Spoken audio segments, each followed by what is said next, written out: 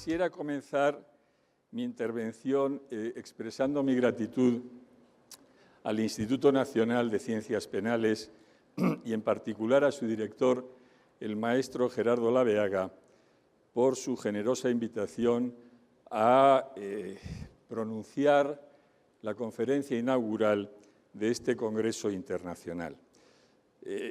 Agradecimiento que además debo hacer extensivo al hecho de que, por iniciativa del maestro Laveaga, se ha reeditado en México un libro que ya escribí hace más de 20 años y que no se había reeditado desde su primera edición española del año 2000, que es precisamente El poder de acusar, Ministerio Fiscal y Constitucionalismo. Permítanme que comience con una pequeña confesión personal. Estar hoy aquí pronunciando esta conferencia inaugural es para mí un inmenso honor, pero también debo decir que me intimida algo. Me intimida no solamente por la enorme cantidad de público que abarrota esta sala, sino sobre todo porque, como dirían los canonistas, yo provengo ex partibus infidelium. Yo no soy un penalista. He dedicado toda mi vida al derecho público, al derecho constitucional y administrativo, del que en una vida anterior fui profesor, y desde hace más de 10 años me dedico a ser un juez administrativo.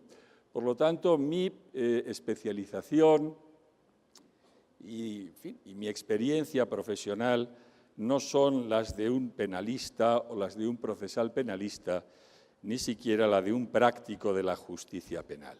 Soy sencillamente una persona que en un determinado momento de su vida, hace ya tiempo, me preocupé por los problemas de la función acusatoria y del Ministerio Público, en la medida en que, como dice una queridísima colega y amiga mía, la profesora Teresa Armentadeu, esos problemas, los problemas de la acusación penal y del modo en que se organiza y se regula el aparato público destinado a ejercer esa función acusadora, son problemas básicamente de poder. Y en la medida en que son problemas de poder, son problemas que tienen una faceta inevitablemente jurídico-constitucional. Esa es la razón, junto con algunos otros aspectos, junto con algunas otras circunstancias coyunturales que en este momento no vienen al caso.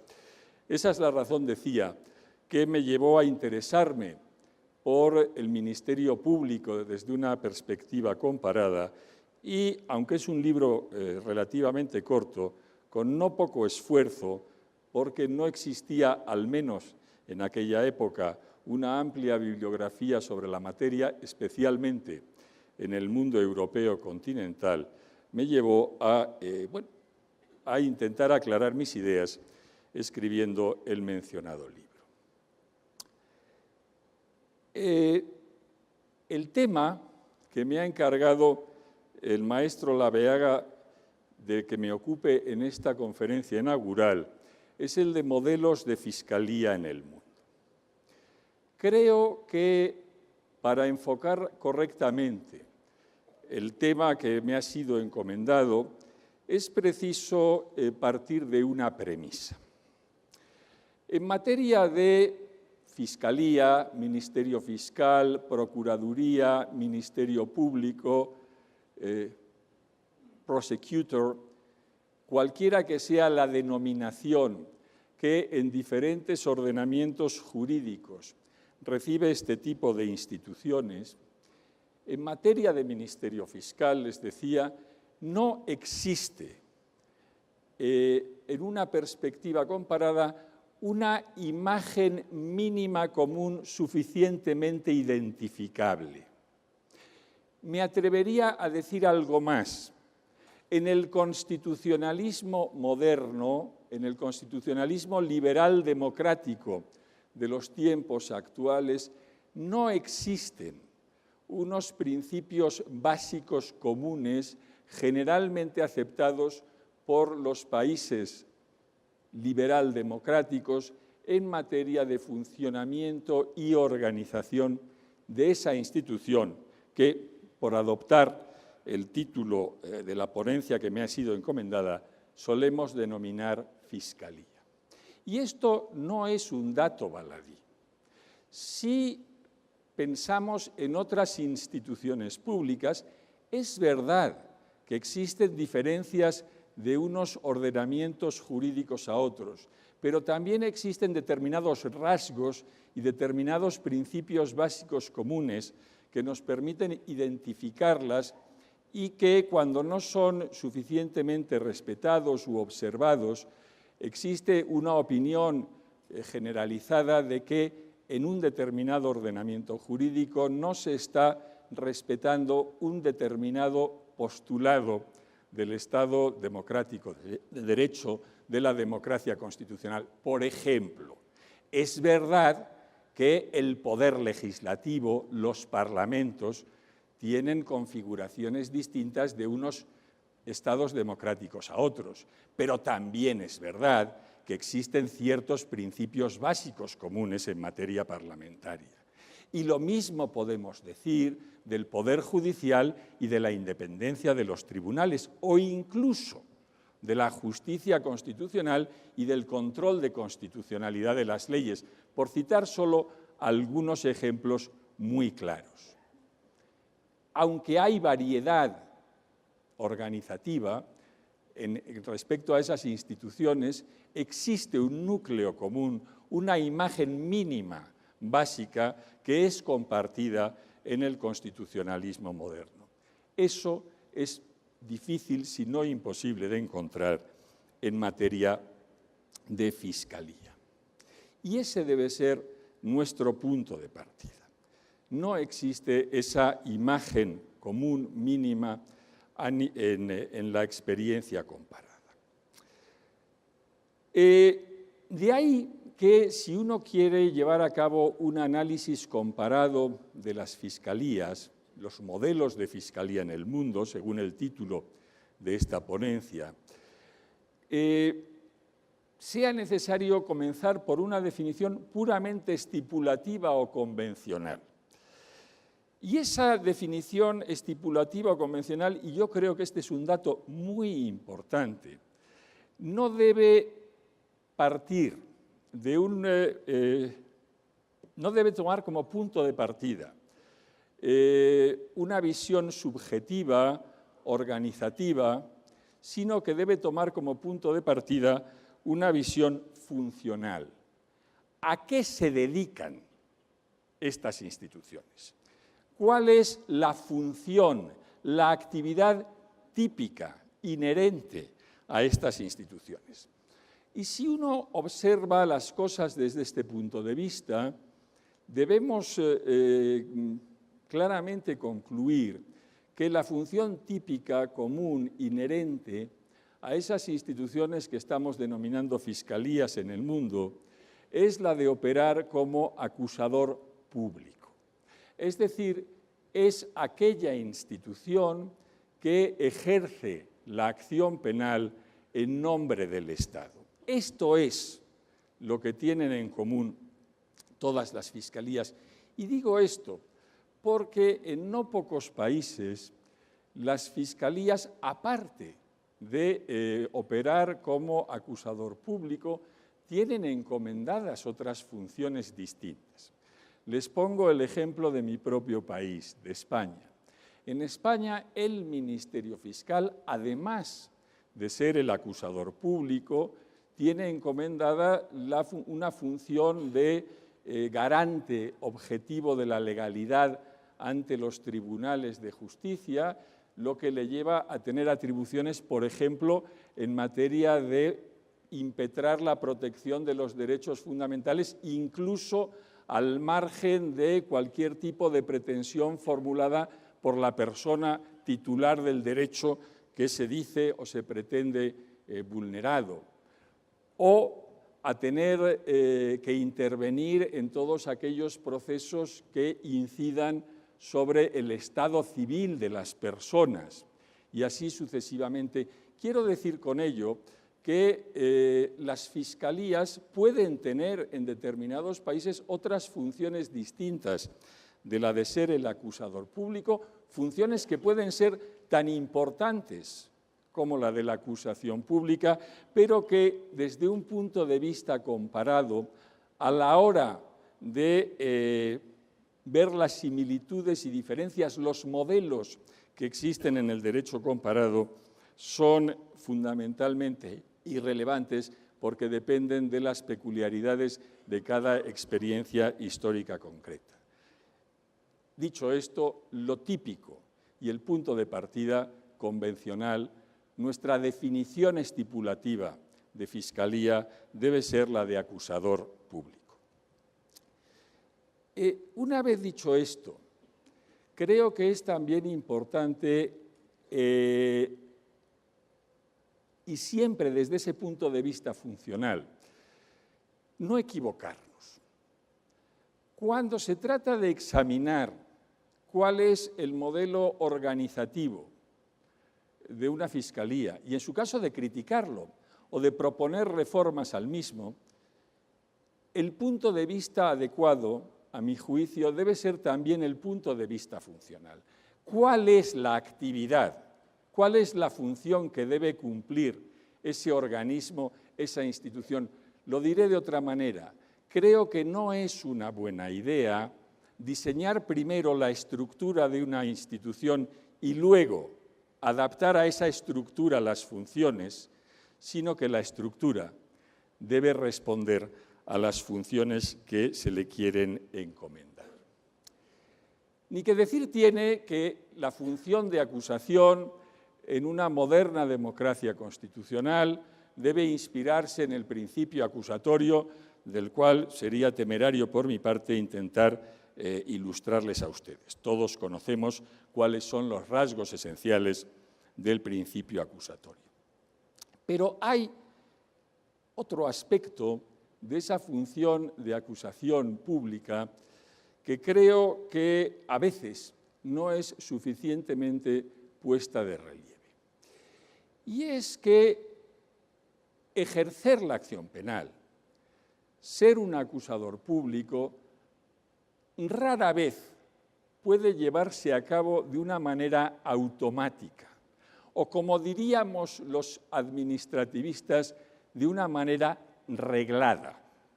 El ejercicio de la acción penal, de la función acusatoria, tiene inevitablemente márgenes de libertad de apreciación, de lo que los franceses llaman l'opportunité de poursuite, o, si queremos utilizar una palabra maldita, inevitablemente tiene ciertos márgenes de discrecionalidad. Esos márgenes de discrecionalidad de la acción penal, del ejercicio de la acción penal, que deben ser tenidos en cuenta a la hora de diseñar la estructura de la Fiscalía, de la institución encargada de llevar a cabo esa función, proceden de dos tipos de causas. La primera es lo que yo me gusta llamar una razón económica. Ningún Estado del mundo puede permitirse investigar y acusar en todos los hechos ilícitos, en todos los hechos delictivos de los que se tiene noticia. Sencillamente no es posible. No es posible porque no se tienen los medios materiales, humanos y, en última instancia, financieros para investigar y sostener la acción en todos esos casos, razón por la cual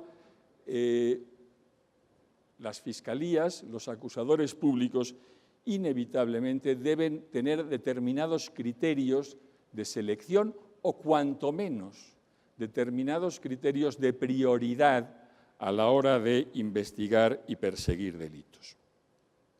Y luego hay una segunda causa que yo no la llamaría estrictamente política, pero que sí tiene que ver con criterios de oportunidad. No se trata ya de que por razones estrictamente de política partidista o de política gubernamental se deba o no se deba perseguir un determinado delito, tema que es muy polémico, sino por razones mucho más elementales. Muy frecuentemente existen tipificaciones del delito u otros elementos a tener en cuenta en el proceso penal que admiten distintas interpretaciones jurídicas razonables, no extravagantes. Raros son los juristas, y desde luego yo no pertenezco a ellos, que creen en la llamada teoría de la única solución jurídica correcta para cada problema. La mayor parte de los problemas jurídicos admiten no muchas, pero frecuentemente más de una posible solución. Y en la medida en que existe más de una posible solución, quien está, para un determinado problema jurídico, quien está a cargo de la acusación pública debe elegir. Y esa elección es una elección que no es puramente técnica. Implica un margen de discrecionalidad, un margen de libertad de apreciación. Y en ese sentido, también el ejercicio de la acusación, el ejercicio de la acción penal, debe considerarse relativamente discrecional. Todo esto, todos estos datos deben ser tenidos en cuenta a la hora de comprender cómo se han ido organizando los modelos de fiscalía en las modernas democracias constitucionales y eventualmente a la hora de diseñar, proponer y discutir reformas sobre las fiscalías en cada país. Bien, dicho todo esto, en el mundo contemporáneo ha habido, a mi modo de ver, dos ordenamientos jurídicos, o si queremos decirlo, dos países que han proporcionado el núcleo del que han surgido los diferentes modelos de fiscalía. En el mundo del common law, en el mundo anglosajón, el principal modelo de fiscalía, más que el modelo inglés, al que luego haré alguna referencia, el país que ha proporcionado un prototipo de fiscalía es los Estados Unidos. En los Estados Unidos, desde comienzos del siglo XIX, la fiscalía, a nivel de los estados, se configuró en casi todos ellos como una fiscalía descentralizada. La figura básica es el fiscal del distrito, el district attorney. Y los fiscales del distrito, al menos desde tiempos del presidente Andrew Jackson, son funcionarios públicos de naturaleza lato sensu ejecutiva, pero electivos. El fiscal del distrito, que es el jefe de la acusación pública en el correspondiente distrito, y en cada estado hay una pluralidad de distritos, por ciudades o por condados, el fiscal del distrito es básicamente un funcionario electivo, alguien a quien periódicamente sus ciudadanos en elecciones libres designan para que lleve a cabo esa función. Es verdad que para los delitos federales, las fiscalías federales, los U.S. Attorneys, son designados, como todos los altos funcionarios federales, por el presidente, y en esa medida y con ciertas limitaciones pueden ser también cesados por el presidente. Y en ese sentido, los fiscales federales dependen del Poder Ejecutivo. El modelo norteamericano de fiscalía, y para la inmensa mayoría de los asuntos penales, los fiscales competentes son los fiscales estatales, El modelo norteamericano de fiscalía es, por lo tanto, un modelo electivo y descentralizado. A nivel federal, el modelo no es selectivo y, en rigor, tampoco es descentralizado, porque los fiscales federales, aunque cada uno es independiente de los otros, cada uno en su circunscripción, en última instancia son expresión de las orientaciones políticas de la administración que los ha designado. El otro país que históricamente ha proporcionado un prototipo de fiscalía es Francia. La Francia que surge de la Revolución y de las grandes reformas administrativas y procesales del período napoleónico. El Ministerio Público francés, tal como surge del ciclo revolucionario, es un ministerio público unitario y dependiente del Poder Ejecutivo. Los miembros del Ministerio Público forman una institución unitaria, jerárquicamente organizada y, en última instancia, dependiente del Ministerio de Justicia y, por lo tanto, del Poder Ejecutivo. Mientras que el prototipo norteamericano es electivo y descentralizado, el prototipo francés es básicamente centralizado, jerárquico y burocrático. En los países de la Europa continental, ese modelo revolucionario napoleónico, como en tantas otras cuestiones jurídicas, tuvo una clara expansión e influencia en la configuración de las fiscalías de muchos de nuestros países. Pero antes de hacer referencia a determinados correctivos o matizaciones que puede haber en este modelo, querría llamar la atención sobre otro aspecto. Tal como he intentado exponerles, esos dos prototipos, esos dos núcleos originarios de la idea de una fiscalía moderna, el norteamericano electivo y descentralizado y el francés burocrático, jerárquico y centralizado, nos revelan que las principales variables a la hora de diseñar una fiscalía es una, la variable centralización-descentralización, dos, la variable dependencia o no dependencia con respecto al Poder Ejecutivo. Ahora bien, creo que hay también una tercera variable de la que rara vez se habla y que, a mi juicio, es tan importante como esas otras dos, que es el modo de organización y funcionamiento interno de la propia institución. Cuando comparamos los dos grandes prototipos de fiscalía, el norteamericano y el francés, nos estamos fijando sobre todo en los aspectos externos. ¿Cómo es la institución vista desde el exterior? ¿Cómo es la institución en relación con los otros poderes del Estado? Pero una variable igualmente importante es cómo la institución está organizada internamente. ¿Cuáles son los grados de libertad de criterio y de actuación de los miembros de la Fiscalía? Lo que el Código Civil español, con una hermosa expresión, llama los individuos del Ministerio Fiscal.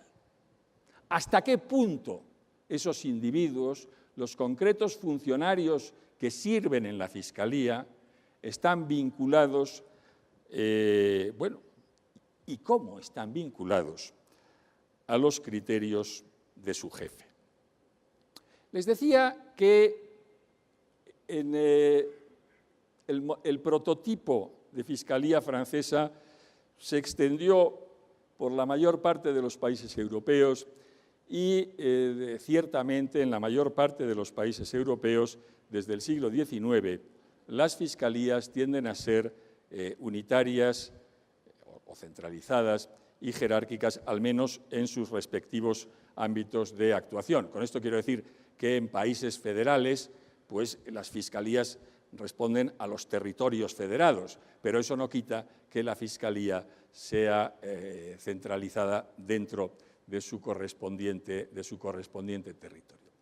Les decía que aquí puede haber ciertos correctivos o ciertas matizaciones. En la propia Francia, madre del prototipo, ese modelo centralizado, jerárquico, ha tenido tradicionalmente algunos correctivos. Uno muy importante y que tiene que ver con esa tercera variable de la que les hablaba hace un momento, es decir, los márgenes de libertad de criterio y de actuación que pueden tener los funcionarios al servicio de la Fiscalía, es el viejo principio de que la plume est serve et la parole est libre. La pluma es sierva, pero la palabra es libre. Eso significa que los miembros de la Fiscalía están obligados estrictamente a cumplir y seguir las instrucciones recibidas de su jefe en sus escritos procesales, pero gozan de una cierta libertad, naturalmente siempre y cuando no entren en contradicción abierta consigo mismos, en sus alegatos orales.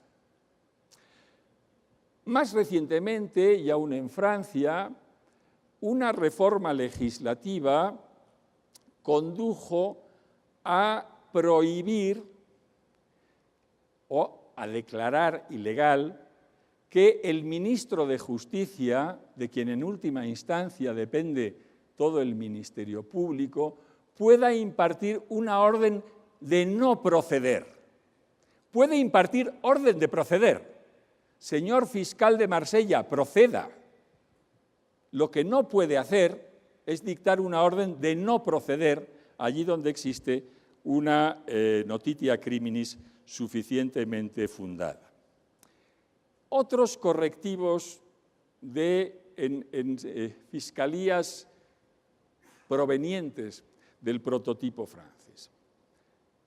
En Italia, el correctivo es un correctivo muy acentuado porque los miembros de la Fiscalía pertenecen a la misma carrera que los jueces, pero no solamente pertenecen a la misma carrera que los jueces, sino que además, curiosamente, la ley, no la Constitución, pero la ley y una interpretación constante de los tribunales italianos, considera que en la medida en que pertenecen a la misma carrera que los jueces, a la magistratura, tienen el mismo estatuto y, por lo tanto, las mismas garantías de independencia que los jueces, lo que significa que los fiscales se comportan o pueden comportarse como jueces, algo que, y aquí expreso una pura opinión personal,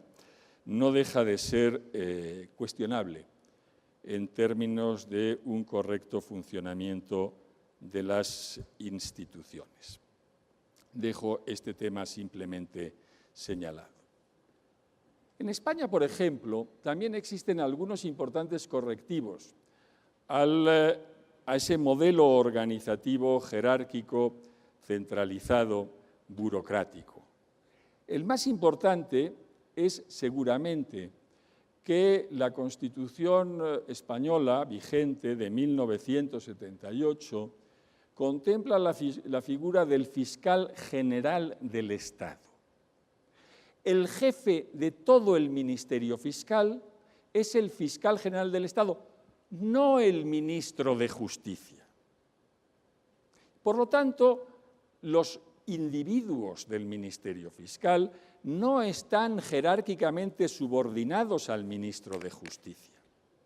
Los individuos del Ministerio Fiscal reciben órdenes de sus jefes, los cuales a su vez las reciben del fiscal general del Estado. Es verdad que el fiscal general del Estado es nombrado por el Gobierno, oído el Consejo General del Poder Judicial. Y es evidente que el Gobierno nombra fiscal general del Estado a alguien que está políticamente en sintonía con él. Ningún gobierno en su sano juicio designa fiscal general del Estado a alguien que proviene de otro campo político o del campo de la oposición. Ahora bien, no es lo mismo que los miembros del Ministerio Fiscal estén directamente sometidos a las órdenes e instrucciones del ministro de Justicia, que exista ese filtro del fiscal general del Estado. El fiscal general del Estado, ciertamente en sintonía con el Gobierno, no tiene por qué ser simplemente un vocero o una correa de transmisión de los criterios, designios o puros deseos coyunturales del Gobierno. El fiscal general del Estado es, y desde luego debe ser, alguien que tenga sus criterios propios y puede ser alguien que en determinados momentos le diga al ministro de Justicia o al Gobierno, lo siento, pero no. Además, desde una reforma de comienzos de este siglo, del Estatuto del Ministerio Fiscal, el fiscal general del Estado dura lo que dura el Gobierno que lo han designado, por lo tanto, la ley entiende que debe estar en sintonía política con el Gobierno, pero una vez nombrado, el Gobierno no es libre de cesarlo. Solo puede ser cesado por una serie de causas tasadas y particularmente graves previstas en la ley. Quiero decir con todo ello que es verdad, creo, que hay dos grandes prototipos que la inmensa mayoría de las fiscalías en los países liberaldemocráticos contemporáneos provienen de uno u otro prototipo, el norteamericano descentralizado y electivo, o el francés jerárquico, centralizado, burocrático, pero que luego el modo en que cada país ha ido adoptando ese prototipo y evolucionando en la regulación del mismo, lleva a deber tener en consideración matices correctivos que distan de ser desdeñables. Estas son, por lo tanto, digamos, las variables principales. Centralización, descentralización, dependencia o no del Poder Ejecutivo y, en su caso, cuáles son los márgenes de libertad de que gozan internamente los miembros del Ministerio Fiscal. Y este, creo, y subrayo, a mi modo de ver, es el problema básico a la hora de diseñar un Ministerio Fiscal. Pero, una vez subrayado esto, creo que hay algunos otros factores que deben ser tomados en consideración a la hora de comprender cómo está regulada una fiscalía y, en su caso, proponer reformas en su organización y funcionamiento. Estos otros factores que creo que también deben ser tomados en cuenta, más allá de esas variables principales, son al menos 4. Primero, aunque en la mayor parte de los países contemporáneos existe un monopolio público de la acción penal, o sea, solo el Estado, a través de la Fiscalía, puede ejercer la acción penal, hay algunos ordenamientos jurídicos en los que eso no es así. Entre ellos, el del país del que procedo. En España no existe un monopolio público de la acción penal. Existe desde el siglo XIX y sería curioso examinar, aunque no tengo tiempo aquí, las peculiares circunstancias históricas, en mi opinión, un error de visión, una interpretación equivocada de ese grandísimo jurista y político del XIX, liberal, que fue don Manuel Alonso Martínez, sobre el modelo inglés, malinterpretó o entendió erróneamente cómo funcionaba la acción pública inglesa en su tremenda anglofilia. Les decía que eso llevó a que en España, al menos desde el último tercio del siglo XIX, no exista un monopolio público de la acción penal. Existe la acción popular que, además, está constitucionalmente garantizada en el artículo 125 de la Constitución.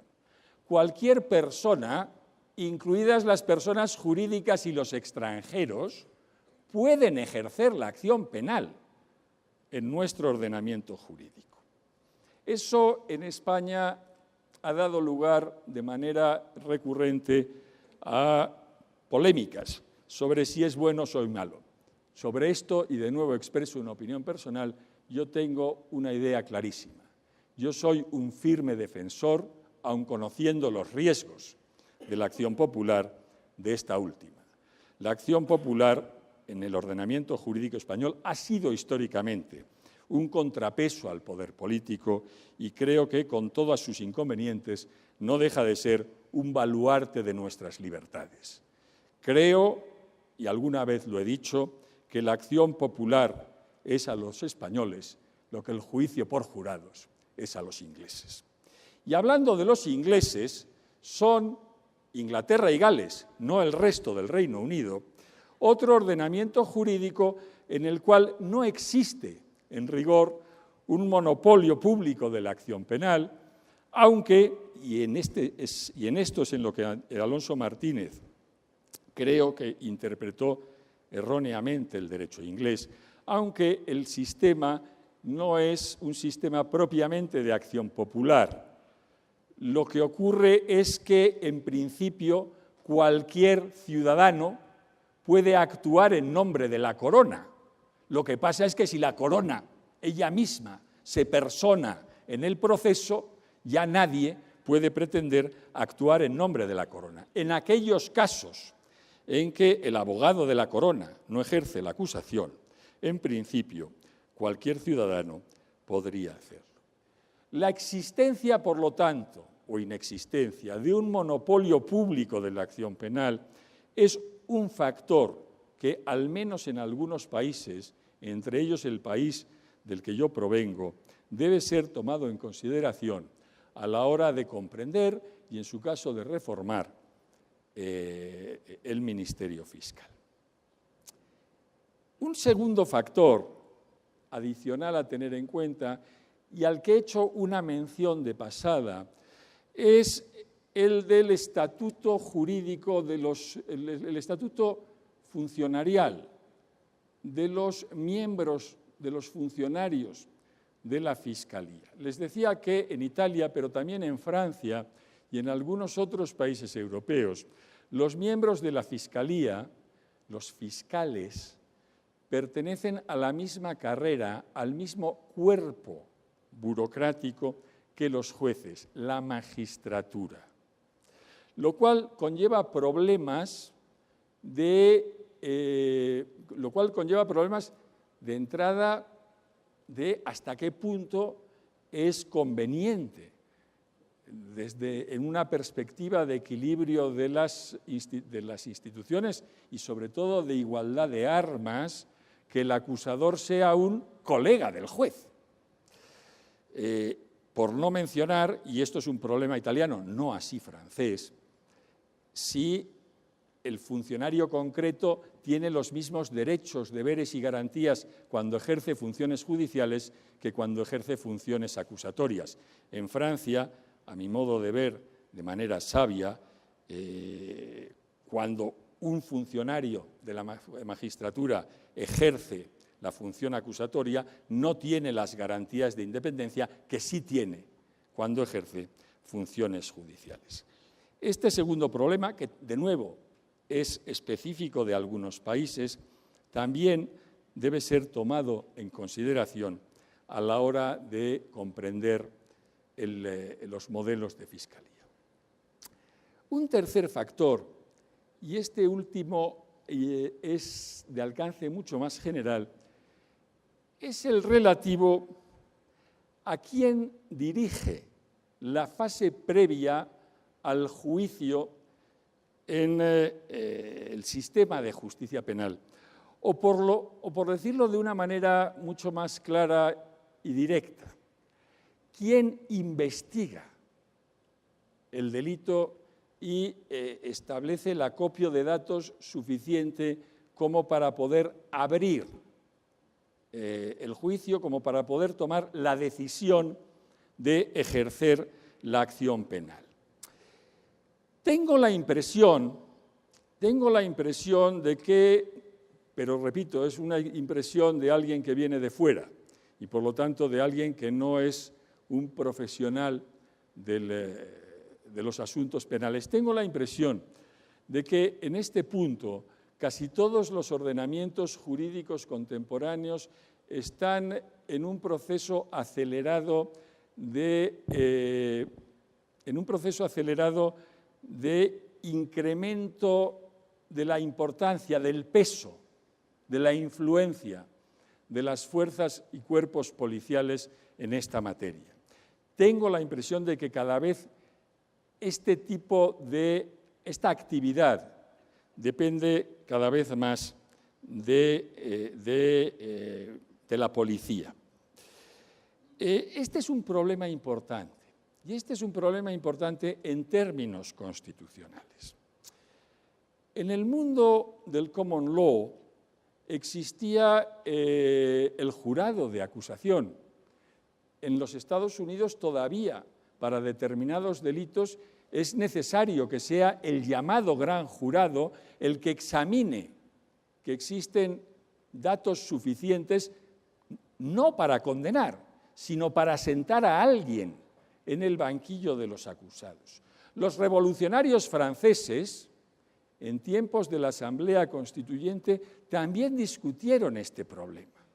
De la misma manera que en materia penal todos hoy en día compartimos, es un postulado básico de la democracia constitucional, el principio acusatorio, quien acusa no juzga, el juez debe ser alguien distinto del acusador y el acusador debe aportar las pruebas de cargo y, por supuesto, el acusado debe conocer la acusación, las pruebas de cargo y debe poder combatirlas.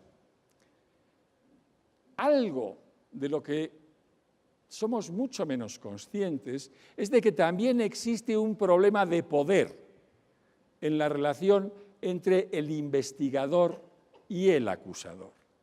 Es bueno desde el punto de vista del equilibrio de las instituciones y desde el punto de vista de la garantía de los derechos de los ciudadanos, y eventualmente todos estamos potencialmente sometidos a la justicia penal, que no exista una clara separación, o al menos que no exista una conciencia de los problemas inherentes a una insuficiente separación entre el poder de investigar y el poder de acusar.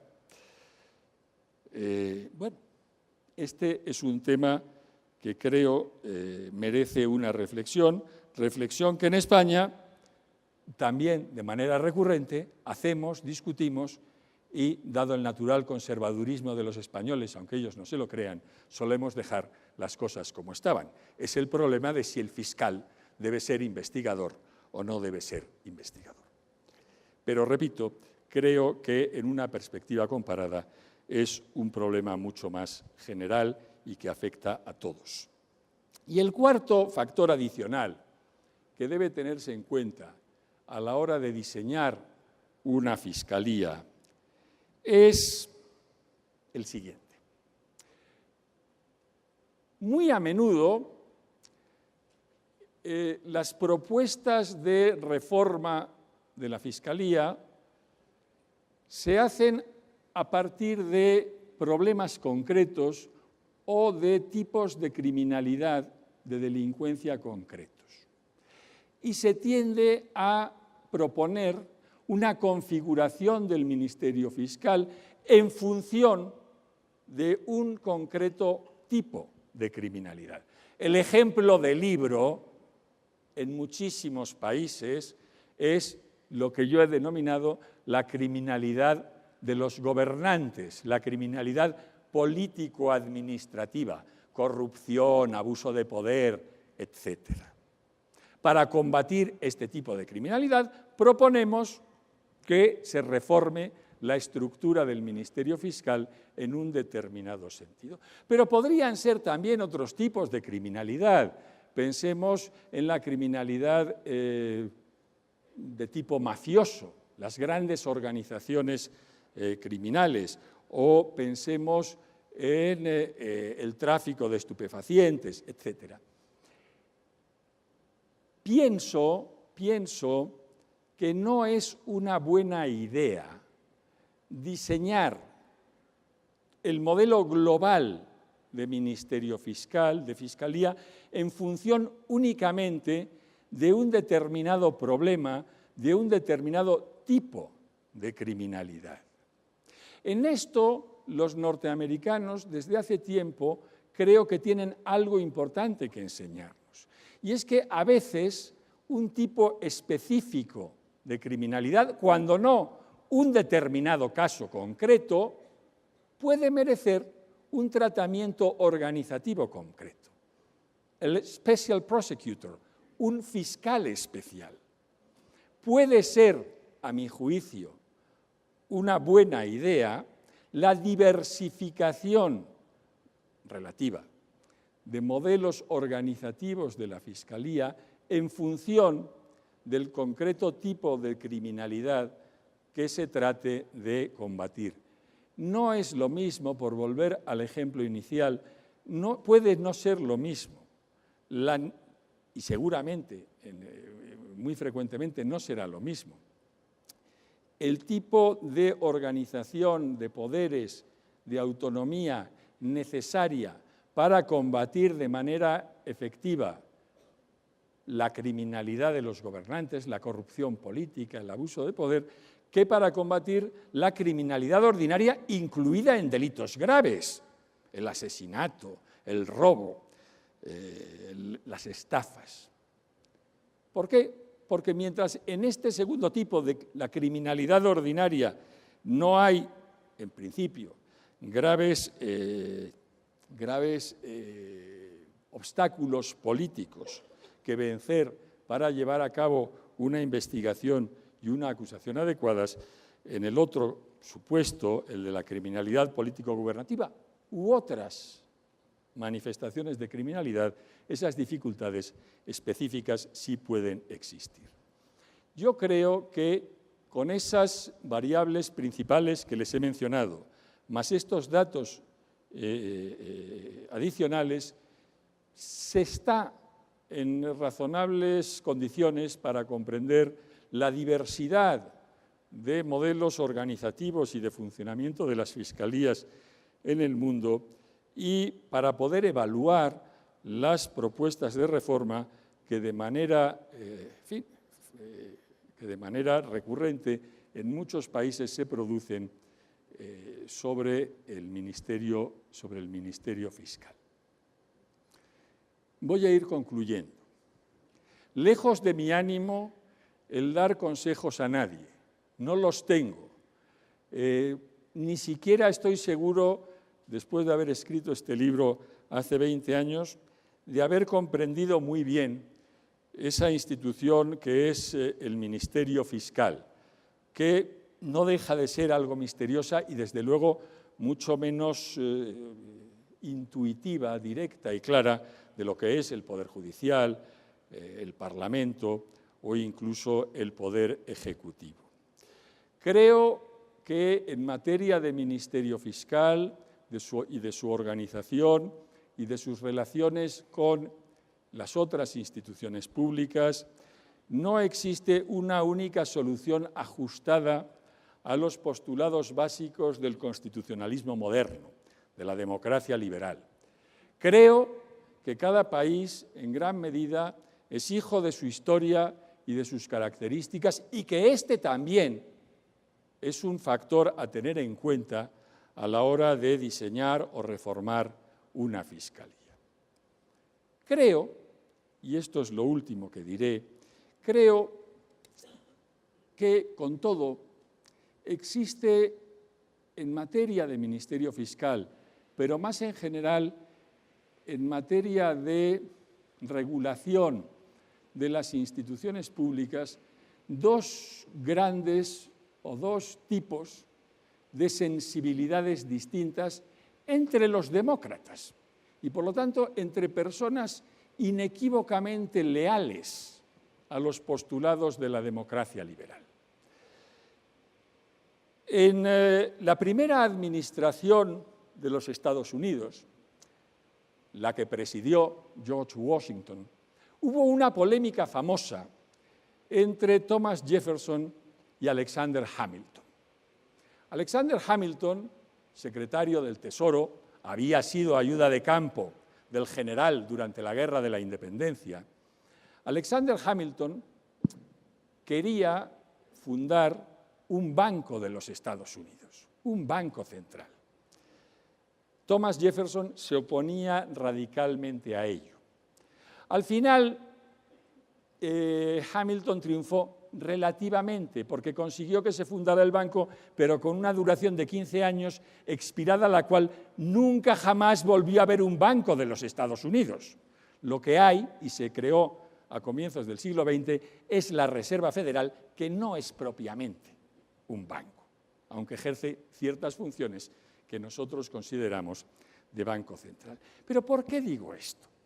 Digo esto porque los argumentos a favor y en contra de la creación de un banco de los Estados Unidos, de un banco central, en la década de 1790, utilizados por Hamilton y Jefferson, son argumentos que se adaptan perfectamente a nuestros debates sobre cómo debe estar diseñado un ministerio fiscal y añadiría a cómo deben diseñarse muchas otras instituciones públicas.